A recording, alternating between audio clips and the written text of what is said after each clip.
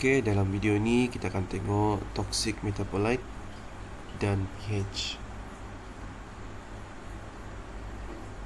Okey, so kita akan lihat pH ni macam mana kita mau kontrol. Okey, so ada beberapa cara macam mana kita boleh kontrol pH. Okey, yang pertama menggunakan ammonium fertilizer, baja amonia. Okey. Sesetengah mencadangkan untuk menggunakan ammonium fertilizer ini untuk mengurangkan kadar pH di dalam air. Namun keberkesanan penggunaan ammonium fertilizer ini dia masih lagi diperkatakan masih lagi menjadi tanda persoalan sehingga kini. Malah penggunaan yang berlebihan ammonium fertilizer ini dia boleh menyebabkan toxicity kepada ikan di dalam air. Selain daripada ammonium fertilizer, kita boleh menggunakan alum, iaitu sejenis kapur, di mana kita gunakan alum ini untuk mengurangkan kadar pH di dalam kolam. Tetapi penggunaan alum hanya berdasarkan kepada pengalaman, bukan berdasarkan eksperimen. So kita tidak boleh menggunakan alum sekiranya anda tidak pakar dalam penggunaan alum ini. So sebaik-baiknya janganlah kita guna alum ni untuk mengurangkan kadar pH. And then next kita boleh menggunakan agricultural gypsum, juga merupakan contoh sejenis kapur, di mana penggunaan agricultural gypsum ini sebenarnya dia boleh meningkatkan kepekatan kalsium di dalam kolam, dan juga dia boleh mengurangkan kadar pH yang tinggi. Okey, peningkatan ion kalsium boleh menyebabkan pemendapan kalsium karbonat dan juga organik fosfat di dalam kolam. Okey. Jadi kedua-dua situasi ini dia boleh menyebabkan pengurangan pH. Okey, dan selain daripada itu kita boleh menggunakan algicide. Algicide ni sebenarnya dia adalah racun alga. Okey. Peningkatan pH di dalam kolam ini dia boleh menyebabkan peningkatan kadar fotosintesis. Oleh itu pengurangan phytoplankton yang berlebihan boleh mengurangkan lagi kadar pH di dalam kolam. Okey, pada tahun 1979 Aquacorp merupakan satu company aquaculture. Dia menggunakan algicide kelaurosan pada kadar 0.02 ppm sepanjang 2 minggu. Interval penggunaan kepada kolam udang, dan juga rawatan ini dia boleh mengurangkan kadar pH iaitu sebanyak 0.5 sehingga 1 selepas setiap penggunaan. Dan juga rawatan ini juga boleh menyebabkan kepekatan oksigen terlarut yang rendah, tetapi dia tidak memberikan kesan yang bahaya kepada kolam udang. Seterusnya kita lihat carbon dioxide. Okay, so macam mana kita boleh mengawal carbon dioxide di dalam kolam? Okay, so yang pertama kita akan lihat dalam melalui penggunaan calcium hydroxide.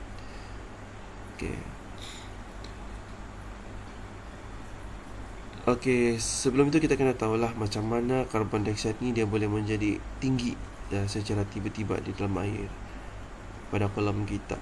Selalunya apabila berlakunya kematian plankton, selepas berlakunya kematian plankton mati, pada waktu itulah kita dapat melihat peningkatan secara mendadak carbon dioxide. Sebab bila plankton mati, lebih banyak oksigen diperlukan, dan juga pada waktu yang sama carbon dioxide pun dia akan dilepaskan pada kadar yang sangat tinggi. Di situ kita dapat lihat peningkatan carbon dioxide pada kolam kita. Dan juga antara satu lagi situasi yang di mana kita boleh melihat peningkatan carbon dioxide pada kolam adalah disebabkan oleh kepekatan dissolve oksigen yang rendah. Okey, kita perlu menyingkirkan carbon dioxide apabila dia mencapai 10 hingga 15 ppm pada kolam kita. Jadi kita boleh menggunakan kalsium hydroxide dalam penyingkiran karbon dioksida yang berlebihan pada kolam. Kalsium hydroxide ini dia lebih murah daripada sodium karbonat. Dia sejenis garam. Pada 1980, Hensel dan juga Boyd, ni dua orang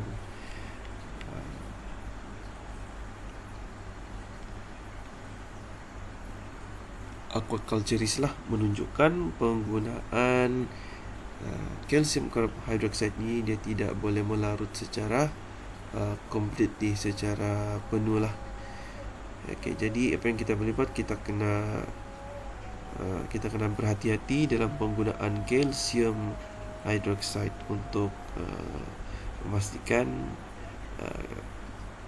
hasil pH yang tinggi. Okey, apakah itu sodium karbonat pula? Okey, sodium karbonat ni dia sama juga seperti kalsium hydroxide. Itu sejenis garam. Okey, di mana kita boleh gunakan sodium karbonat ini juga untuk menyingkirkan carbon dioxide. Okey, dia dari segi pelarutan dia soluble, dia larut, dan juga dia boleh bertindak balas dengan lebih cepat untuk menyingkirkan carbon dioxide. Kalau kita buat perbandingan antara kalsium hydroxide dan juga sodium karbonat ini, sodium karbonat dia lebih selamat penggunaannya berbanding dengan kalsium hydroxide, sebab dia tidak menyebabkan peningkatan nilai pH yang terlalu tinggi, dan juga dia adalah lebih kurang berbahaya kepada manusia. Okey, ammonia removal, iaitu penyingkiran sisa ammonia.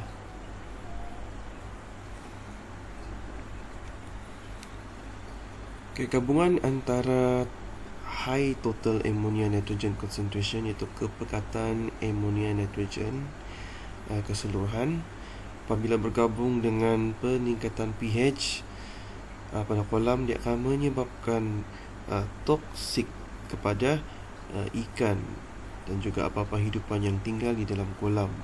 Okey, jadi toksik ini dia akan menyebabkan kematian kepada segala hidupan yang terdapat pada kolam kita. Okey. Selanjutnya, kepekatan dissolve oksigen yang terlalu rendah merupakan problem yang pertama dan selalu berlaku pada aquaculture. Okey.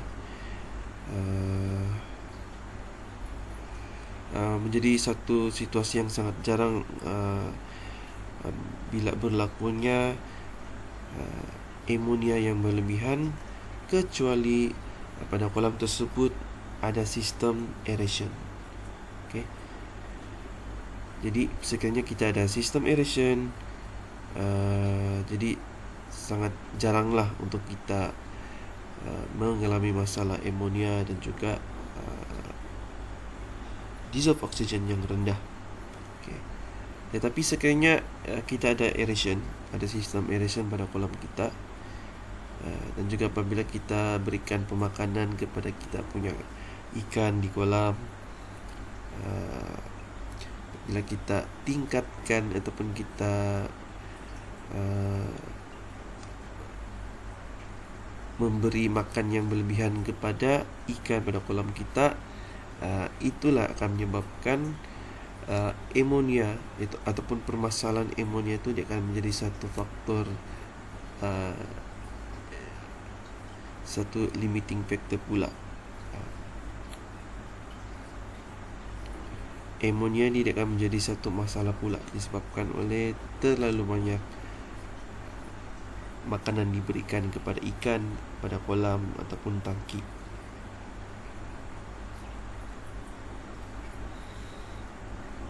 Jadi dua cara rawatan yang kita boleh atasi, yang kita boleh lakukan untuk mengatasi kepekatan amonia adalah dengan melalui pH reduction, iaitu mengurangkan nilai pH, dan juga selain daripada itu kita boleh lakukan water exchange, iaitu pertukaran air. Jadi dua benda ini kita boleh buat untuk sebagai rawatan kita mengatasi masalah kepekatan amonia yang terlalu tinggi.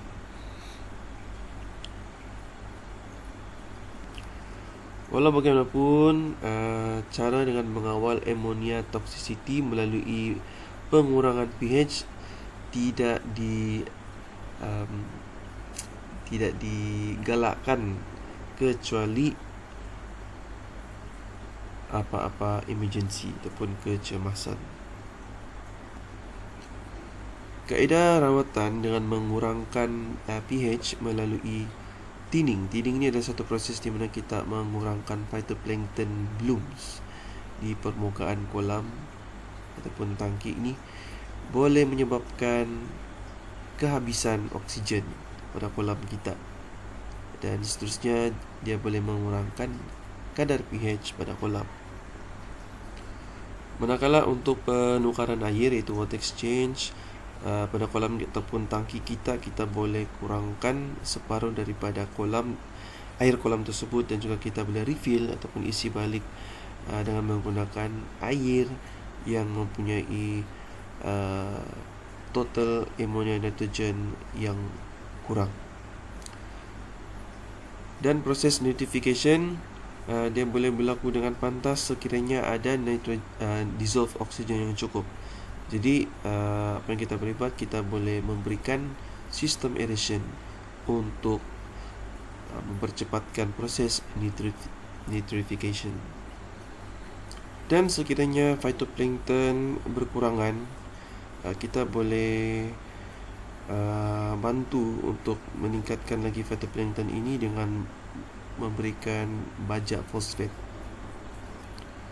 Sebab kita kena tahu phytoplankton ni dia penting juga untuk membantu dalam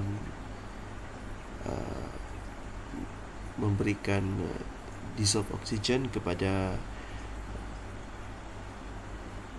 air di dalam kolam. Next, kita akan lihat ammonia removal, penyingkiran sisa amonia dengan menggunakan zeolite.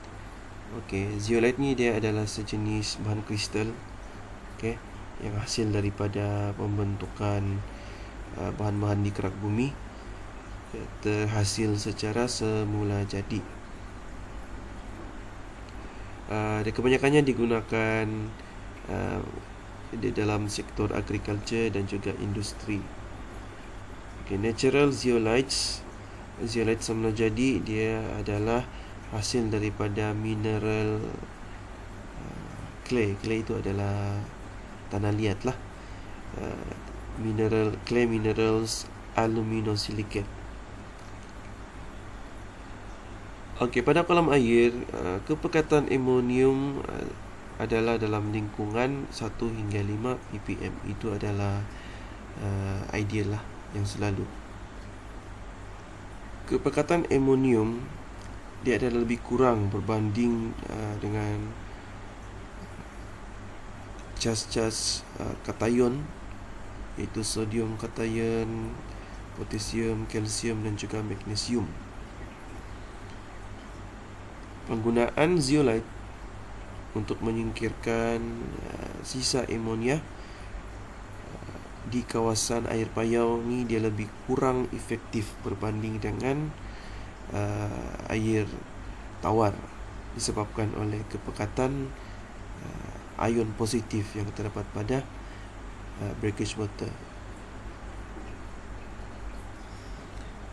Di kawasan Asia Tenggara, penggunaan zeolite selalunya digunakan kepada kolam udang, shrimp ponds, dengan kadar 200 kg per hektar setiap bulan dengan melalui cara taburan di atas permukaan air kolam. So fungsi dia adalah untuk menyingkirkan hidrogen sulfide dan juga carbon dioxide melalui pelekatan amonia melalui pertukaran katiun dan juga untuk promote pertumbuhan diatom.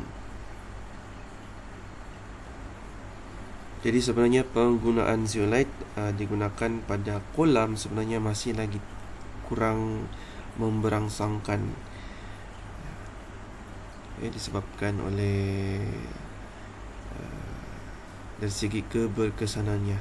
Tetapi kalau sekarang kita lihat zeolite masih digunakan untuk menyingkirkan sisa amonia, tetapi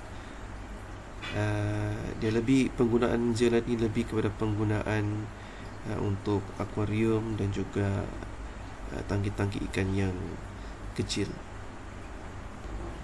Okay, seterusnya kita lihat penggunaan formalin pula untuk menyingkirkan sisa amonia. Kadang-kadang kita boleh menggunakan formalin. Okay, kita gunakan pada kolam udang. Dan kita boleh nampak ni penggunaan di kawasan Asia Tenggara lah untuk menyingkirkan sisa amonia. Okay, ada penyelidik ataupun aquaculturist yang menyatakan bahawa rawatan dengan menggunakan formalin melalui kadar 5 sehingga 10 mg per liter boleh mengurangkan kepekatan amonia sebanyak 50% ataupun lebih. Okay, di dalam sistem makmal ataupun dan juga di dalam kolam. Namun penggunaan formalin ini dia adalah toksik lah untuk kehidupan akuatik, di mana dia boleh membunuh phytoplankton dan juga boleh menyebabkan pengurangan oksigen di dalam kolam. Jadi ini boleh menyebabkan masalah residu, iaitu sisa-sisa aquaculture products. Jadi penggunaan formalin ini untuk menyingkirkan amonia, kita perlu buat lebih banyak penyelidikan ataupun lebih banyak research untuk menentukan sama ada rawatan menggunakan formalin ini dia boleh digunakan secara realistik untuk mengawal amonia pada kolam ataupun tidak. Okey, selain daripada itu, kita boleh juga menyingkirkan amonia dengan menggunakan ekstrak yucca. Okey, yucca ni adalah sejenis tumbuhan. Okay. Kita panggil secara scientifically, dia dikenali sebagai Yucca shigera.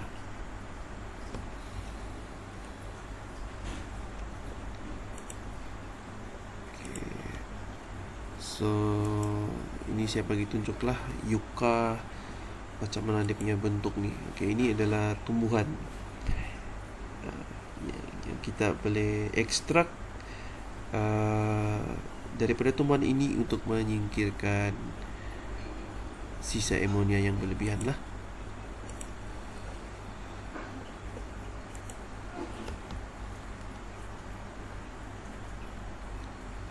Okey, di bawah persekitaran makmal 1 mg per liter of ekstrak yucca komersial boleh mengurangkan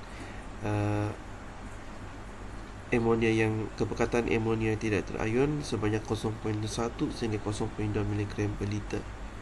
So dia masih boleh menyingkirkan sisa amonia lah.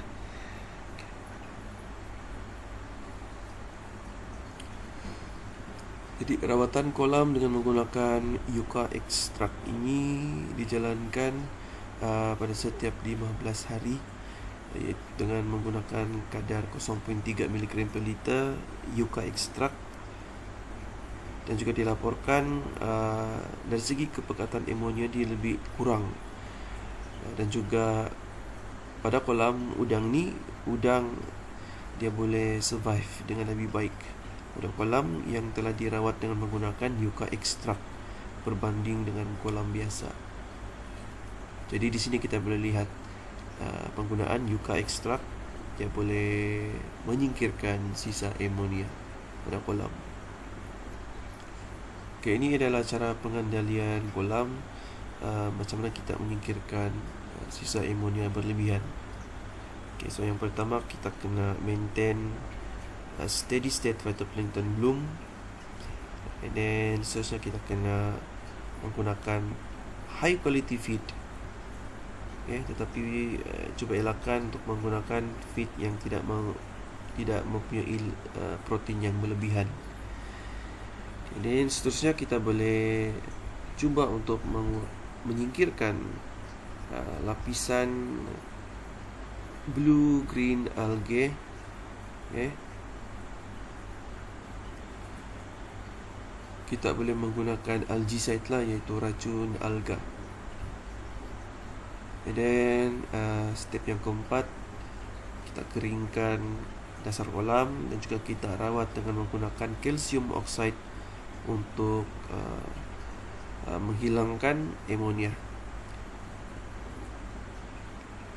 Step yang kelima, kita hilangkan ataupun kurangkan air, buang air di kawasan dasar kolam secara berkala ataupun secara berterusan, dan juga kita gantikan air dengan air yang lebih berkualiti.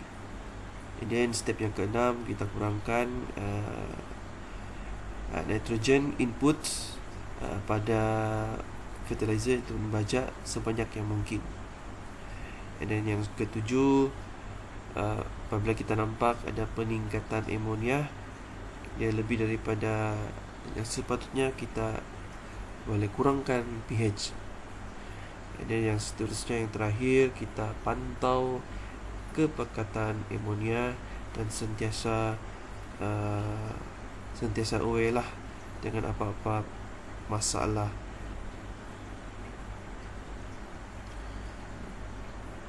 Okey, sekarang kita lihat nitrate pula. Nitrate.